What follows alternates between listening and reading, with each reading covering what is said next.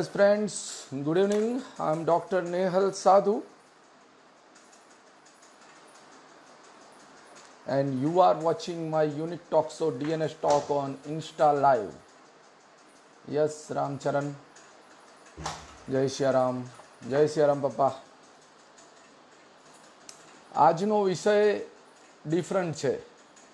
કોરોનાની વાતોમાંથી એક નવા સબ્જેક્ટ ઉપર જઈ રહ્યા છીએ ધીમે ધીમે, અને આજે આંખોની વાતો કરવાની છે, અને એમાં પણ રટાઈના વિશે વાત કરવાના છીએ. જે મિત્રો જોઈન થઈ રહ્યા છે બધાનું સ્વાગત કરું છું.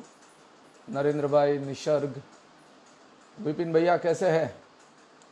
So today's our guest is Dr. Anurag Thakral. He is a renowned vitreoretinal surgeon of Ahmedabad, and he is also visiting surgeon, retinal surgeon of Central Europe. So उनको आज निमंत्रण दे रहा हूं मैं कि वो हमारा लाइव अगर देख रहे हैं तो हमारे साथ ज्वाइन करें. आज हम रेटिना के रिलेटेड हर विषय की बातें करने वाले हैं, जिसमें रेटिना आँख का कौन सा पार्ट है, उसके रिलेटेड डिसीज कौन कौन से होते हैं, उसके चिन्ह क्या है, उसकी ट्रीटमेंट क्या है, मालूम कैसे पड़ सकता है कि कोई आदमी रेटिना रिलेटेड प्रॉब्लम से पीड़ित है. कोरोना चल रहा है तो ऑफ कोर्स कोरोना के रिलेटेड भी बात करेंगे कि रेटिना या आंख पे कोई असर होता है कि नहीं होता है. इन सब बातों को लेके आज मैं डॉक्टर अनुराग ठकराल के साथ लाइव होने जा रहा हूं. सो अनुराग भाई, आप हमको देख पा रहे हैं तो आप लाइव में आ सकते हैं. जनक आचार्य को मैं बोलता हूं कि आप मेरे साथ अनुराग भाई को लाइव कनेक्ट कराए, और जो मित्र जुड़े हुए हैं, Akshita you are welcome, Dinesh you are also welcome, सबका मैं स्वागत करता हूं. और फिर से रिक्वेस्ट करता हूं, अनुराग भाई अगर आप हमको देख पा रहे हैं तो आप ज्वाइन कर सकते हैं. यस विपिन भाई, आप अनुराग भाई को फोन कीजिए, वो ज्वाइन कर ले. जनक, यस भगीरथ भाई, जय श्री राम. सो अनुराग भाई अगर आप हमको देख पा रहे हैं तो आप हमको ज्वाइन कीजिए.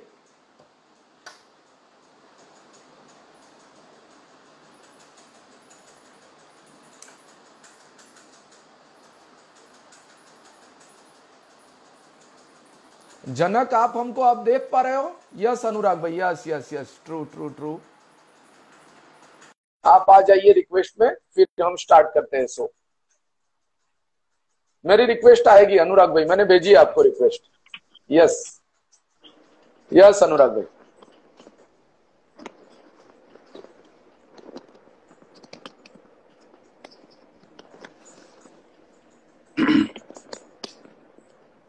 Good evening, Nehal. Yes, good evening. So shall we start? Yes, yes. Yes. So good evening friends.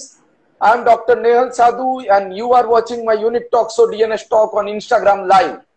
Friends, आज तक हमने बातें कोरोना के ऊपर, कार्डियोलॉजी के ऊपर, डायबिटीज के ऊपर, इवन गायनेकोलॉजी के ऊपर बहुत की, लेकिन जो अंग खूब जरूरी है, जिनसे हम दुनिया देख सकते हैं, आईज, आंखें बहुत इंपॉर्टेंट है. और आजकल तो आंख के स्पेशलिस्ट भी बहुत ज्यादा है, जैसे कि रेटिना स्पेशलिस्ट, कैटरैक्ट स्पेशलिस्ट. अब तो ऐसा भी होने वाला है कि राइट आई और लेफ्ट आई के भी अलग अलग स्पेशलिस्ट हो जाएंगे. सो आज हमारे साथ जो बात करने जा रहे हैं, he is a renowned vitreoretinal surgeon of Ahmedabad. He is a director of Aditya Eye Hospital, Ahmedabad, and he is a visiting retinal surgeon of Central Europe, the senior retinal surgeon, Dr. Anurag Thakral. Thakral साहब, आपका welcome कर रहा हूं मैं आपको मेरे unique talk show DNS talk में. Thank you, Nehal. Thank you for having me on your this immensely popular and unique talk show, DNS Talks. Thank you very much. Thank you very much, Anurag bhai. I've always been watching your talk with great interest. आज हम retina related बात करेंगे, क्योंकि retina आपका topic है। आप retinal surgeon है, आप खास करके सेंट्रल यूरोप कोसों तक जाके इसके ऑपरेशन करते हैं और लोगों को इस पीड़ा से मुक्त करते हैं। तो रेटाइना आंख का कौन सा पार्ट है, और हम तो गुजराती में पर्दो शायद कहते हैं, तो उसको क्या बोला जाता है और उसके रोग क्या क्या होते हैं?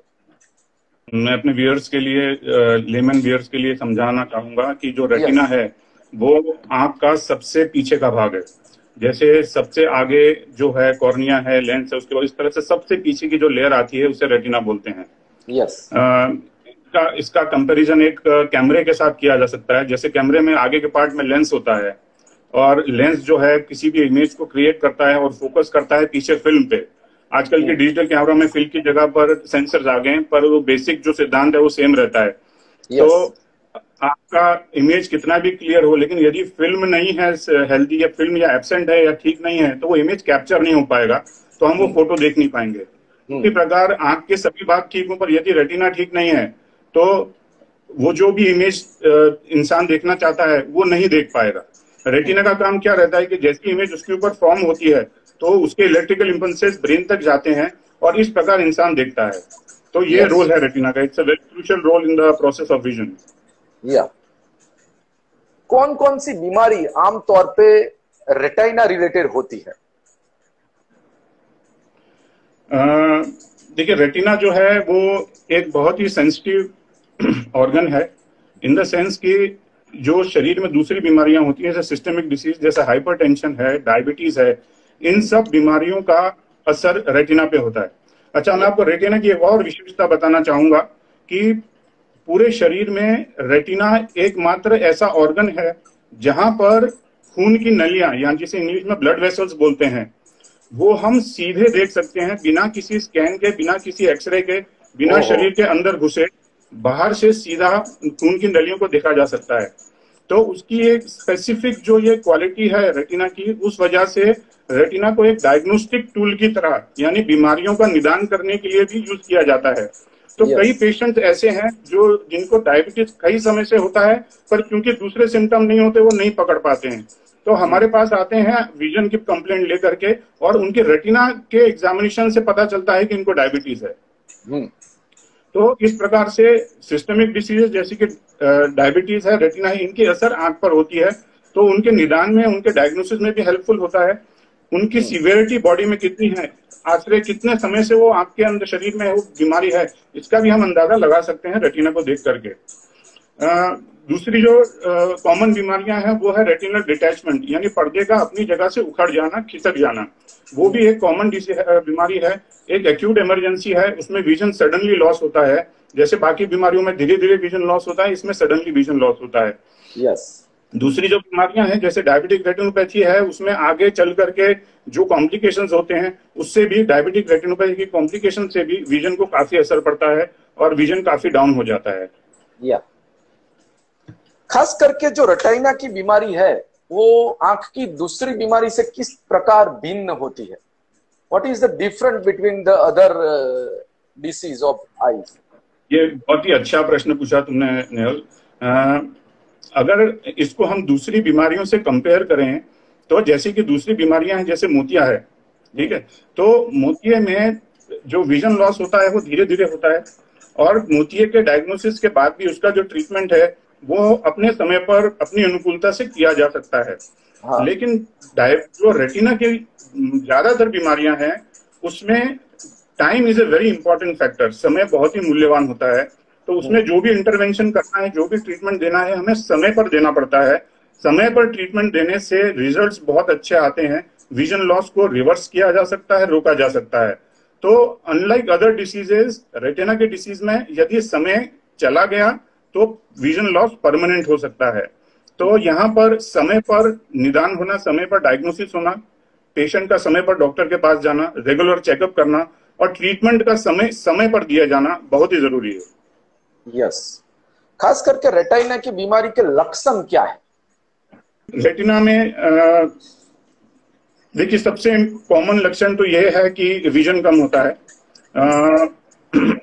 विजन कम बाकी कंडीशंस में भी होता है, जैसे कि कैटरेक्ट है, पर जो रेटिना के पर्टिकुलर डिसीज है उसमें लाइट के स्पार्क्स दिखना, झपकारे जैसे स्पार्क्स, तो गुजराती में तणखा भी बोलते हैं, इस तरह के कुछ चीज दिखना।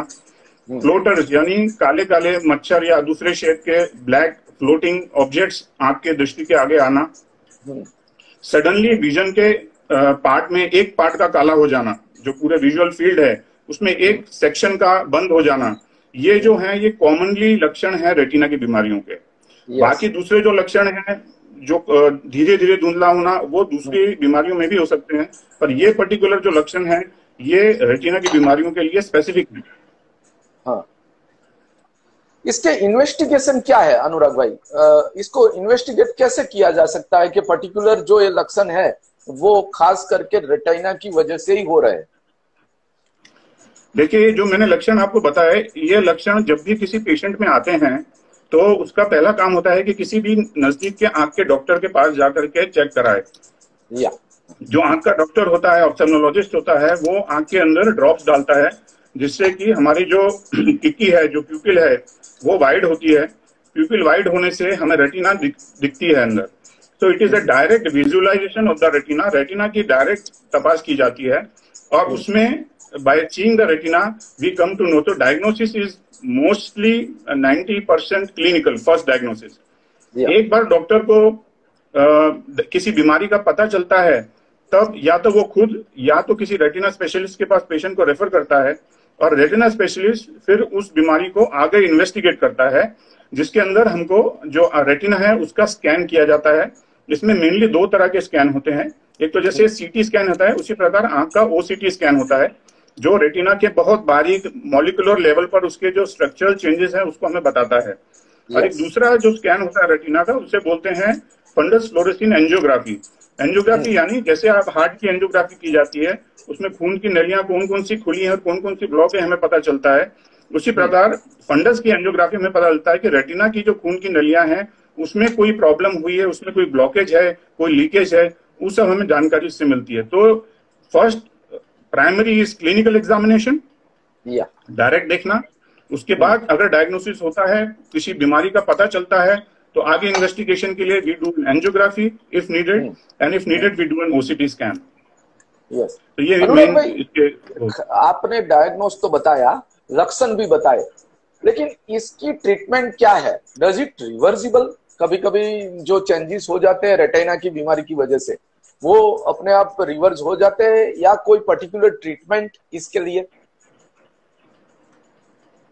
ये भी एक बहुत अच्छा क्वेश्चन है। लोगों में नॉर्मली ये मान्यता है कि अगर रेटिना में बीमारी होती है तो आंख गई, ऐसा कई सालों से लोगों में ये मान्यता है। लेकिन ये सही नहीं है। जैसे कि मैंने आपको थोड़ी देर पहले बताया था, यदि रेटिना की कोई भी बीमारी समय पर डायग्नोस हो जाती है, समय पर पकड़ ली जाती है और उसका ट्रीटमेंट समय पर चालू हो जाता है, तो मेजॉरिटी ऑफ द केसेस में विजन वापस आ जाता है, चेंजेस रिवर्स हो जाते हैं और पेशेंट का विजन रिस्टोर हो जाता है। फॉर एग्जाम्पल, डायबिटीज का जैसे ही पता चला हमको, तो we have to first refer to a physician like you and we have to start the treatment. Patient की डायबिटीज की ट्रीटमेंट चालू कर दी जाती है और डिपेंडिंग कि वो पर्दे पर कितनी हुई है, ट्रीटमेंट देना है या नहीं देना, ये डिसाइड किया जाता है। अगर देने की जरूरत है तो इमीडिएटली ट्रीटमेंट चालू किया जाता है। और मैं फिर से बोलना चाहूंगा कि रेटिना की बीमारियों में large majority of the cases में समय पर ट्रीटमेंट करने से पूरा विजन वापस आ जाता है। ब्लाइंडनेस रेटिना की वजह से सिर्फ उन्हीं केसेस में होता है जो काफी एडवांस्ड होते हैं, टाइम पर डायग्नोस नहीं हो पाते हैं। जो व्यूअर बाद में ज्वाइंट हुए हैं आज मेरे साथ, आज हमारा डीएनएस टॉक हिंदी में हो रहा है और हमारे साथ जुड़े हुए हैं doctor Anurag Thakral. He is a renowned retinal surgeon. He is also visiting retinal surgeon of central Europe, कोसो। वहां पे उन्होंने काफी सर्जरी की हुई है, वहां पे काफी फेमस डॉक्टर है। अनुराग भाई, आप यूरोप जाते हैं, आप रेटिनल सर्जरी करते हैं, तो वहां के कोई खास अनुभव, वहां की कोई खास बातें हमको जाननी।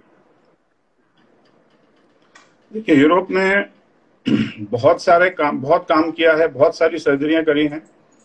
पर्टिकुलर केस में एक केस मुझे याद आ रहा है जो शायद मैं कभी नहीं भूल सकता। मैं आपको शॉर्ट में बताता हूं। एक पेशेंट आया था मेरे पास, एक she was a young girl, एक लड़की थी 15-16 साल की। उसको कुछ दिनों से एक आंख में दिखना बंद हो गया था। तो हमने चेक किया और उसकी आंख के अंदर एक बहुत ही रेयर ट्यूमर था, हेमेंजोमा नाम का रेटिना का एक ट्यूमर उसमें था। उसकी खासियत ये थी कि वो नॉर्मली जो मैंने पहले ट्यूमर देखे थे उसके मुकाबले वो काफी बड़ा था, साइज में काफी एडवांस था। उसने पूरी रेटिना को खींच करके और पूरा उखाड़ करके पूरी उसकी एनाटॉमी चेंज कर दी थी। तो वो काफी खराब कंडीशन में आंख थी। उन लोगों ने वहां के दूसरे डॉक्टर्स को दिखाया था और डॉक्टर्स का ये कहना था कि इतना कॉम्प्लिकेटेड जो कंडीशन है उसका ट्रीटमेंट नहीं हो सकता है, कोई पॉसिबिलिटी नहीं है और आपको आंख निकालनी पड़ेगी ट्यूमर के लिए। तो आप सोच सकते हैं कि आंख निकालने वाली बात, एक यंग गर्ल है, जवान लड़की है, उसके माँ बाप के ऊपर कितना सदमा पड़ा होगा। एक बहुत ही वो टेंशन में थे। इनफैक्ट जब उसकी माँ आई तो मेरे सामने फूट फूट के रोई थी वो। फिर उसके केस को हमने स्टडी किया, मैंने स्टडी किया, उसके फोटोग्राफ्स लिए, स्कैन्स लिए और मैंने मेरे ऑक्यूलर ऑन्कोलॉजिस्ट कोलीग्स हैं इंडिया में, उनके साथ भी टेलीकम्युनिकेशन से मैंने कंसल्ट किया। फिर हमने डिसाइड किया कि हम इसको ट्रीट करेंगे। तो मैंने रीएश्योर किया, पेशेंट को बुलाया गया, उसको हमने 2 स्टेज में ट्रीट किया। पहले स्टेज में क्रायोथेरेपी से उस ट्यूमर को श्रिंक किया गया, उसको सुखाया गया। पहले स्टेज में ट्यूमर जब एक हो गया तो कुछ दिनों के बाद, और मेरे को याद है कि इस पेशेंट के लिए मैंने अपनी रिटर्न टिकट पोस्टपोन कराई थी क्योंकि पेशेंट का ट्रीटमेंट बीच में छोड़ा नहीं जा सकता था। तो सेकंड स्टेज में उस पेशेंट को हमने सर्जरी में लिया। वो एक काफी जटिल सर्जरी थी, काफी लंबी चली, 7-8 घंटे की सर्जरी थी और भगवान की दया से वो सर्जरी सक्सेसफुल हुई। उसकी रेटिना का जो है, हमने जो सारा स्ट्रक्चर था वो वापस रिस्टोर किया और जो रेटिना, जो ट्यूमर के बचे हुए पार्ट थे उसको भी हमने लेजर से डिस्ट्रॉय किया। And by the grace of God वो आंख आज नॉर्मल है, उसका आंख का स्ट्रक्चर मेंटेन्ड है, आंख को निकालने की जरूरत नहीं है और दे वर वेरी हैप्पी। और वहां की गवर्नमेंट तक भी ये बात गई, वहां की हेल्थ मिनिस्ट्री में भी इसको काफी अप्रिशिएट किया। ओहो, सो नाइस, सो नाइस। आपने बहुत अच्छा काम किया कि जिनकी एक आंख निकालने की बात हो रही थी उनको आपने नहीं ट्रीट किया, इतना ही नहीं लेकिन आंख भी बचाई, विजन भी वापस लाए। सो रेटिना सर्जरी के दीज आर द मैजिक्स। अनुराग भाई, खास करके कोरोना के काल चल रहा है, जैसे हम इसको तो कोरोना काल बोल रहे हैं गुजराती में, तो इसी समय पे कोरोना की बात किए बिना इंटरव्यू हो ही नहीं सकता। और बीइंग ऑप्थेल्मोलॉजिस्ट, कोरोना की क्या परिस्थिति है? कोरोना क्या आंख से भी फैलता है और आपको ओपीडी में क्या क्या तकेदारी रखनी पड़ती है? देखिए, कोरोना के बारे में वैसे तो हम सब जानते हैं कि ये जो फैलता है ये ड्रॉपलेट इन्फेक्शन से फैलता है। यानी कोरोना ग्रस्त कोई दर्दी है, उसने या छींका या खांसा, उसके जो ड्रॉपलेट्स निकलते हैं, यदि वो ड्रॉपलेट्स किसी दूसरे व्यक्ति के नाक या मुंह में चले जाते हैं तो ये वायरस शरीर में एंटर करता है। उसी प्रकार एक संक्रमित जो मरीज है उसके ड्रॉपलेट्स यदि आंख के सरफेस पे टच हो जाते हैं तो वो भी म्यूकस मेम्ब्रेन है, तो आंख में भी वो इन्फेक्शन कर सकता है।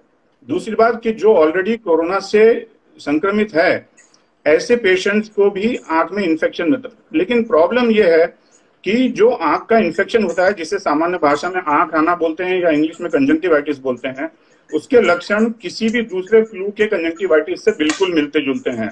इसको इंग्लिश में कॉमन भाषा में पिंक आई या रेड आई भी बोला जाता है। तो ये बताना बहुत मुश्किल हो जाता है कि ये पर्टिकुलर पेशेंट जो हमारे पास कंजंक्टिवाइटिस लेके आया है, वायरल फ्लू लाइक कंजंक्टिवाइटिस या आई फ्लू जिसको बोलते हैं, वो वास्तव में कोरोना है या नहीं।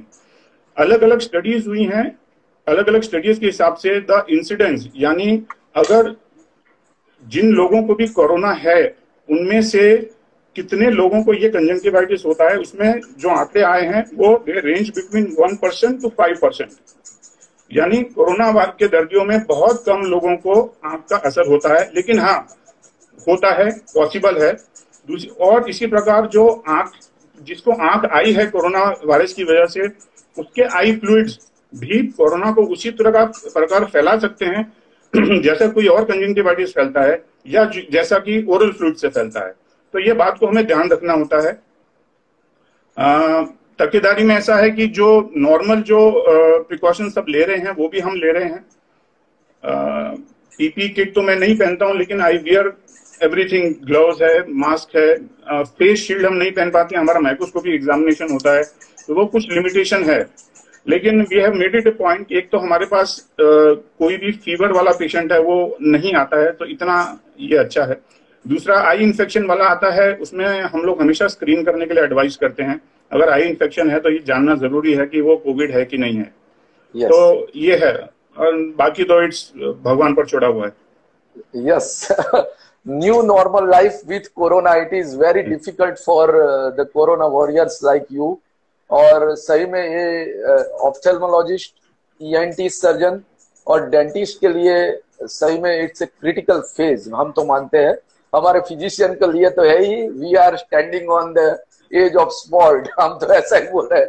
फिजिशियन के पास तो कोरोना ही आता है और हर रोज हम 4 से 5 कोरोना देखते हैं और हम बोलते हैं कि इसको कोरोना है। So really, you people are real corona warriors and salute to you for that. हमारा तो रहता ही है, लेकिन we are treating each and every patient as a corona positive, so हम लोग हमारा ड्यू केयर भी कर लेते हैं। अनुराग भाई, खास बहुत लंबा पीरियड गया लॉकडाउन का, मैं तो जानता हूं आपको, जीजा जी भी है आप हमारे। एक जो पीरियड है लॉकडाउन का, उसमें आपने क्या किया as a doctor Anurag Thakral? इतना सारा फुर्सत का समय पहली बार मिला होगा लाइफ में, तो उसमें आपकी पर्सनल लाइफ क्या रही? देखिए, ये जो लॉकडाउन का समय था, ये फैमिली के साथ जो हमें समय मिला, वो तो मैं उसको एक तरह का बून समझता हूँ, वरदान समझता हूँ, जो कि हम डॉक्टर्स के लिए ऑलमोस्ट इम्पॉसिबल था। तो फैमिली के साथ ज्यादा से ज्यादा समय बिताना, ये मेरे लिए बहुत अच्छा एक्सपीरियंस था। करने में तो क्या है, घर के कामों में हाथ बटाते थे, क्योंकि घर में और कोई काम वाला बाहर से आता नहीं था, और बाकी टाइम में भगवान का नाम लेते थे। ये एक प्रवृत्ति थी हमारी। आपको मैंने काफी करीब से देखा है, जाना भी है कि आप इस्कॉन एक्टिविटी में काफी एंजॉय करते हैं आप अपने आप की लाइफ में, तो उसके बारे में भी थोड़ा बताइए। वो डिवोशन क्या है, वो क्या चीज है जो आपको आकर्षित करती है? मैं हरे कृष्ण मूवमेंट के साथ तकरीबन 2 साल पहले अटैच हुआ था। ये मूवमेंट जो है, actually it's a life changing experience. जीवन का पूरा जो है अनुभव वो चेंज कर देता है। बेसिकली और कुछ नहीं है, आज के जो भागदौड़ वाली जिंदगी है, उसमें इंसान भगवान से और भगवान के नाम से दूर होता जा रहा है, जाने अनजाने में। तो ये वो तरीका है जो इंसान को वापस भगवान के करीब ले जाता है, भगवान का नाम स्मरण करने की प्रेरणा देता है, शक्ति देता है, और भगवान के साथ करीब होने के लिए आपको अवसर देता है। तो ये हरे कृष्ण मूवमेंट है, इसमें भगवान का जप यानी हरि नाम का जो जप है, वो हमें जब भी समय मिले वो करना होता है। लोग समय किसी भी तरह से, व्हाट्सएप है ये से, लेकिन हमें बताया जाता है कि अगर आपको समय मिल रहा है तो अब हरि नाम, भगवान का नाम लेकर के वो समय बिताइए। वो एक बहुत ही प्रोडक्टिव एक्टिविटी है, यूजफुल एक्टिविटी है आपके स्पिरिचुअल एनहेंसमेंट के लिए, एनरिचमेंट के लिए। तो ये है। उसमें जो भगवत गीता है, भगवत गीता हमें पढ़ाई जाती है। भगवत गीता सब जानते हैं गीता क्या है, लेकिन उसको एक्चुअली पढ़ना, उसके एक एक पॉइंट को समझना, भगवान के दिए गए जितने भी उपदेश हैं उसमें, उनको एक अच्छे गुरु के माध्यम से, एक प्रामाणिक गुरु के माध्यम से समझना और अपने जीवन में उतारना, ये मैं मानता हूं कि सिर्फ डॉक्टर ही नहीं, हर व्यक्ति को ये करना चाहिए, और उससे उसका बहुत बहुत बहुत लाभ होगा। स्पिरिचुअल उसकी जो लाइफ है उसमें इम्प्रूवमेंट होगा। हमारे जो गुरु हैं श्रील प्रभुपाद, उनका एक डिजायर था, एक इच्छा थी। मैं एक छोटा सा 4 लाइन का श्लोक बोलूंगा, उसमें ये उनकी इच्छा बताई जाती है। वो कहते हैं, एकम शास्त्रम देवकी पुत्र गीतम, एको देवो देवकी पुत्र एव, एको मंत्र तस्य नामानि यानि, कर्माप्य एकम तस्य देवस्य सेवा। अब मैं चारों का आपको मतलब बताता हूँ। एकम शास्त्रम देवकी पुत्र गीतम। अब दुनिया में आज अलग अलग तरह के स्क्रिप्चर्स हैं, अलग अलग तरह के ये हैं, लोग कंफ्यूज्ड हैं। दुनिया में एक ही शास्त्र हो, एक ही स्क्रिप्चर हो, देवकी पुत्र गीत यानी भगवत गीता, जिसमें भगवान ने क्लियर इंस्ट्रक्शन दी, इंसान को बताया कैसे जीना है। जो लोग दूसरे पद्धतियां फॉलो कर रहे हैं, सिंसियरली कर रहे हैं, वो बेशक उसको कंटिन्यू रखें, लेकिन ज्यादातर लोग जो विछूते हो गए, भगवान से अलग होते जा रहे हैं, उनके लिए ये होना चाहिए, एको देवो देवकी पुत्र एव, एक ही भगवान होना चाहिए, भगवान श्री कृष्ण, उनकी पूजा करनी, क्योंकि भगवान एक ही हो सकता है, बहुत तो हो नहीं सकते।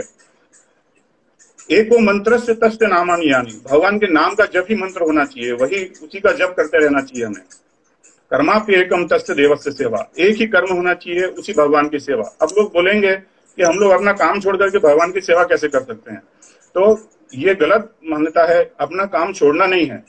फिर से मैं बोलूंगा कि भगवत गीता के जो उपदेश हैं उसमें भगवान ने जो कर्म योग के बारे में बताया है, अपना कर्म करते हुए फल की इच्छा रखे बिना अपने रिजल्ट्स को भगवान को समर्पित कर दो, तो आप वही करेंगे जो अभी कर रहे हैं, लेकिन उसका जो टेक्निक है वो बदल जाती है, तो आप भगवान की सेवा कर रहे हैं इनडायरेक्टली। तो मैं तो सबको, जितने भी लोग जो स्पिरिचुअली इंक्लाइंड है, उनको कहूंगा कि जरूर आप एक बार कांटेक्ट कीजिए हरे कृष्ण मूवमेंट भारत में। वहां पर लोगों के मन में एक ही प्रॉब्लम रहती है स्पिरिचुअल में कि कहीं कोई ठग तो नहीं लेगा, क्योंकि आजकल का जमाना बहुत खराब है। तो ये मैं आपको बोल सकता हूँ कि वहाँ प्रामाणिकता है, वहां सिर्फ भगवान के उपदेश आपको सिखाए जाएंगे, किसी इंसान की मन गढ़ंत बातें आपको नहीं बताई जाएंगी। और भगवान के उपदेश जब सीधे आपके कान में पड़ेंगे तो आपके जीवन में परिवर्तन आएगा और अवश्य आएगा, ये गारंटी है। So nice of you. Hare Krishna. जो फ्रेंड्स पीछे से ज्वाइन कर रहे हैं उनको फिर से बता दूं कि doctor Anurag Thakral, renowned retinal surgeon, मेरे जीजाजी भी है, मेरी बहन Komal, doctor Komal Acharya, she is also ophthalmologist and she is dedicatedly involve with the ISKCON mission, और उन्होंने अपनी लाइफ को एक अलग ही कर दिया है और वो अलग तरह से जी रहे हैं, दोनों बहन और जीजाजी। और ये खास करके बहुत जरूरी होता है आज करके भागदौड़ वाले जीवन में, जैसे एक कोरोनामय जीवन होता है, उसमें से जो चीज आपको बाहर लेके आती है वो है डिवोशन, रियल डिवोशन, और वो ही आपको कभी कभी हेल्प भी करता है। अनुराग, आपने डीएनएस टॉक भी बहुत देखा है, आपने काफी बार हमसे बात भी की है कि डीएनएस टॉक अच्छा चल रहा है, आपको कैसा लग रहा है DNS talk? DNS talk honestly Nehal एक बहुत अच्छी शुरुआत है, एक फ्रेश लुक टाइप का टॉक है ये। उसमें खासियत ये है कि अलग अलग पर्सनैलिटीज के, खास करके अलग अलग स्पेशलिटीज के डॉक्टर्स की अंदर की बातें, उनके अंदर की बातें हमें जानने मिलती हैं, जो बातें शायद हम डायरेक्टली कभी ना कर पाए उनके साथ। तो मुझे ये चीज बहुत इंटरेस्टिंग लगती है। ऑल्दो तुम्हारे टॉक्स में मेडिकल लाइन के बाहर की भी कई पर्सनैलिटीज आई हैं, तो उस तरह से भी डाइवर्सिफिकेशन देखने को मिलता है, नॉन मेडिकल पर्सनैलिटीज, और अलग अलग लोगों के अलग अलग विचार, खास करके जो लीडिंग डॉक्टर्स हैं उनके सिर्फ उनके सब्जेक्ट के नहीं पर उनके अपने विचार भी जानने मिलते हैं, और I like it very much. हम सब देखते हैं, एंड मेरी भी पूरी शुभकामना दिल से है कि आपके टॉक और बढ़े और लोग इसे देखें और इससे लाभ उठाएं। Yes, thank you very much Anurag भाई। Doctor Anurag Thakral he is a renowned ophthalmologist also, लेकिन आज हम केवल रेटाइना पे ही अड़े हुए हैं और रेटाइना की ही बातें करते हैं, because he is A super specialist in retinal surgery. लेकिन एक हमारा प्लान है कि एक और एपिसोड हम जरूर बनाएंगे कि जिनमें हम जो रूटीन ऑप्थेल्मोलॉजिस्ट टॉपिक है, जैसे कि कैटरैक्ट, जैसे कि रिफ्रैक्टरी एरर्स जिसको आंख के नंबर बोलते हैं, मोतिया बोलते हैं, ये जो छोटी छोटी चीजें हैं उनके बारे में भी डॉक्टर ठकराल से हम एक नेक्स्ट एपिसोड करने वाले हैं। आज का ये एपिसोड है, उसका take home message doctor Thakral से हम जानना चाहेंगे। अनुराग भाई, टेक होम मैसेज क्या है? टेक होम मैसेज रेटिना के इस पर यह है कि अगर किसी भी को रेटिना की प्रॉब्लम होती है, आंख की कोई भी प्रॉब्लम होती है, तो घबराने की है कुछ इसकी जरूरत नहीं है। आज सीरियस से सीरियस, बड़ी से बड़ी बीमारियों का ट्रीटमेंट है, उसका इलाज है, सक्सेसफुली हो जाता है और पेशेंट को का विजन पूरी तरह से हो जाता है।